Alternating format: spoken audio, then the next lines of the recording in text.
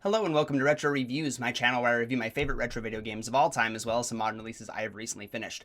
I did a list on my favorite remakes and then another one on my favorite remasters, but I wanted to look into a lot of the worst remasters, and I'll do a list later on with the worst remakes. But I really wanted to dive into this because there are a lot of really great remasters, but there are also some real stinkers. So I wanted to go through some of the ones that I was able to research. I haven't experienced a lot of these myself, but I have seen the horror stories for a lot of them, and other ones I had to look up and do some research on before I learned how awful they were. So here are 10 of them, not in any particular order. They're not like ranked by how bad they are because they're all pretty darn bad, with the exception of maybe number 10, which is going to be Modern Warfare 2 Remastered. Now this one is egregious just because of one big thing. That's that it's only the campaign that was remastered. They decided to keep the multiplayer suite on Modern Warfare 1 Remastered, and they completely eliminated Spec Ops from Modern Warfare 2 for some inexplicable reason, only remastering the campaign.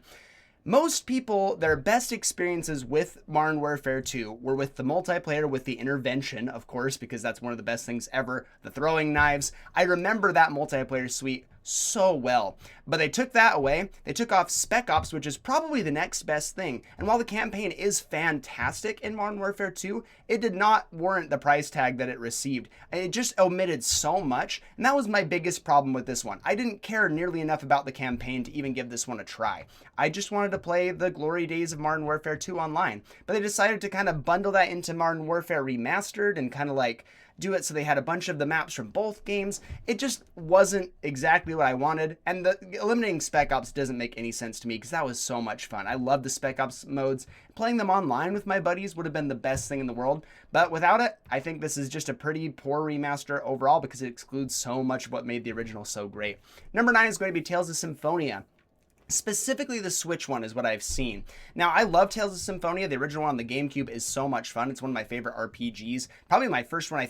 One of the first ones I played through all the way from start to finish. It's really, really good. I was excited to check it out. I just didn't really get the time. I was going to buy it on my PlayStation, but I have heard that the Switch version is wildly inconsistent. And across the board, I have heard that like the text itself on screen can be really, really poor. They don't have some of it like mapped out the right way. I'm trying to remember if I can find a screenshot, I'll show you. They have like text bleeding into itself, like run-on sentences, random symbols and stuff. They just did a poor job optimizing this one and putting in like enough work to make sure it was really polished. And apparently on the Switch, it drops a ton of frames. It just does not run well. For a game that came out on the GameCube, it should be running really well on Switch. We've seen other games like Metroid Prime, which is much more graphically demanding, do really well. It's just a poor remaster across the board from what I understand. Number 8 is going to be Mafia 2. This is another one where a lot of people really love the original Mafia 2 game, that love the Mafia series, and this remaster comes across as a really lazy cash grab.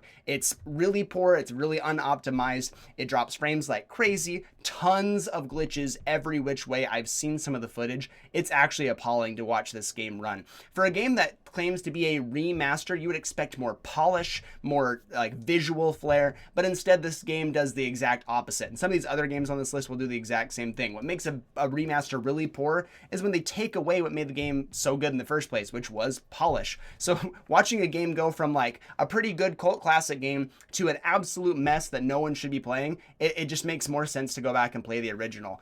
Number 7 is going to be Turtles in Time Reshelled. This one hurts for me because the original Turtles in Time on the Super Nintendo is so phenomenal. One of the best beat 'em ups ever. And the fact that they were going to be like retooling it, making it like new upgraded visuals and everything seemed very appealing at the beginning, but this game is incredibly lazy. This game does not look good. Like the upgraded visuals, as it were. I hate when they say that, especially with like the old sprite work. Sprite work on the Super Nintendo was so out of this world good, and then to like upgrade it to this lazy, like almost three-dimensional thing, but not really, like this awful, ugly graphic. It just looks appalling. It doesn't play that well either. Again, for a remaster or retooling of this game, it looks and plays nothing like it.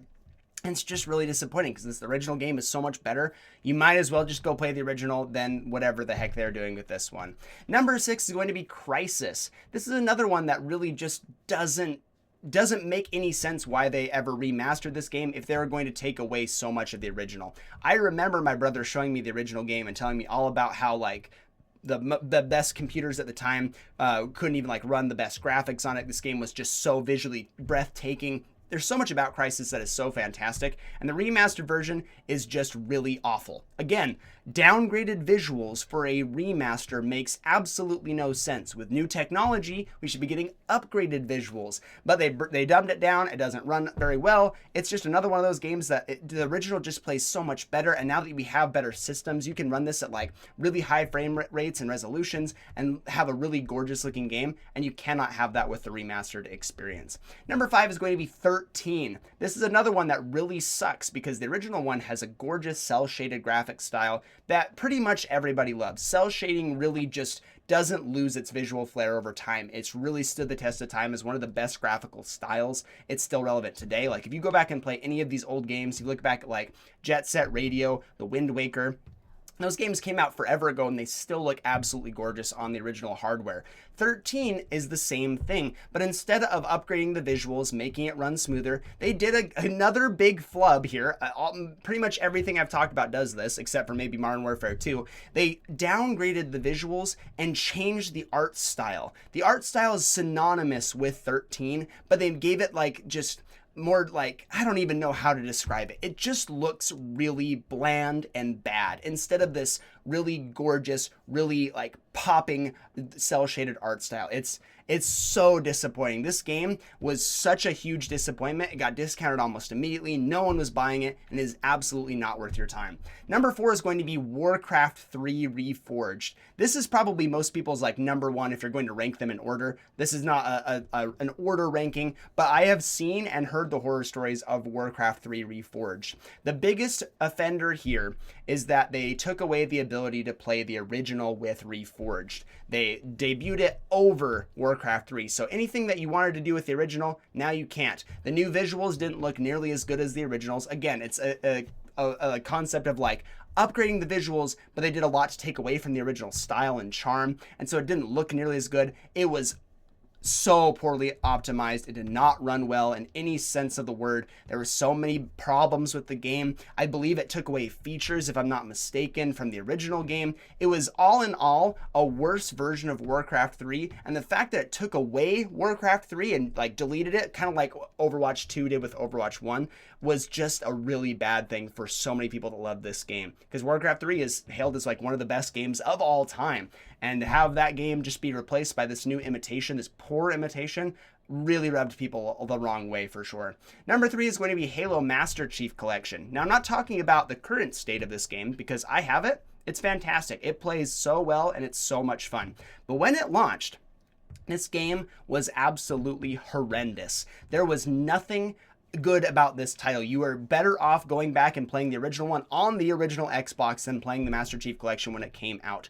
Really ridden with bugs. The online multiplayer suites did not work, which was a huge appeal for a lot of people. It's like, oh man, we're getting the original servers for like Halo 1 and 2 and 3 here. Like we're going back to the glory days of Halo. We get to experience these maps again. But no, it didn't work. It was the bugs were egregious. It was really poorly optimized. I keep saying that, but it keeps being true. The game just came out in multiple here, just came out in a buggy, awful mess. And it took a long time to get into a state where it was actually playable and actually worth your time. Thank goodness it is now. It's the best way to experience your old Halo games for sure. You can actually go back and play these and be really happy with it. You can do like the old art style. You can do the new art style that they like, the upgraded visuals, or you could do like the original graphics.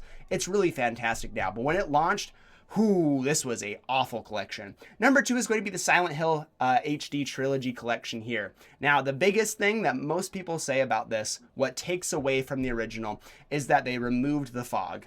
The fog in the original Silent Hill games was a way to kind of mask the graphical limitations, the draw distance that you could achieve on something like the PlayStation 2. They did this to mask the graphical limitations. I want to do a video talking about this at some point because I think that new like hardware really limits the creativity because you're not stifled by anything. But they removed this like feature essentially because it was seen as just a problem in the original. So like, let's get rid of that. It really takes away the charm and the ambiance of the game because everything, you can just see everything. There's no mystery. And in a horror game, that's so important. So the fact that they just did away with that in the HD trilogy was the biggest thing for a lot of people. But other things also persisted, like a lot of bugs. It didn't run as smoothly as as the original games. The fact that these HD collections on newer hardware running in a worse state than they were on like the PlayStation 2 is really telling of how shoddy the work was for all these developers here. That leads me to number one, which is going to be the Grand Theft Auto trilogy for the PlayStation 2, that era there. The Grand Theft Auto 3, Vice City, and San Andreas. I think San Andreas was maybe the worst offender of the three, if I'm not mistaken, but I'm going to take them all as a whole. This is another bad case of Rockstar just putting in a tiny bit of effort trying to reap a huge reward. This game, again, replaced the originals on digital storefronts, which meant that you could not go back and play the originals, which were far superior to the new remasters. There were bugs everywhere. One of the biggest ones I remember, I watched a clip of like Vice City with the rain, and it does not look like rain. The screen looks awful. It looks like a terrible filter's been placed on it. There's like no good collision. There's no physics there. It just looks horrid. It looks absolutely disgusting. And the game does not play well. None of the games play very well. It's, again, this unoptimized mess that they just rushed out and said, here you go, Grand Theft Auto Trilogy, give us some money, please. And it just looks and plays horribly. So that's going to be 10 games I think are really awful remasters. I guess some of them are collections here, so it's more than 10. Let me know in the comments section down below what your least favorites are, any ones I missed here. Thank you so much for watching. I'll see you in the next one.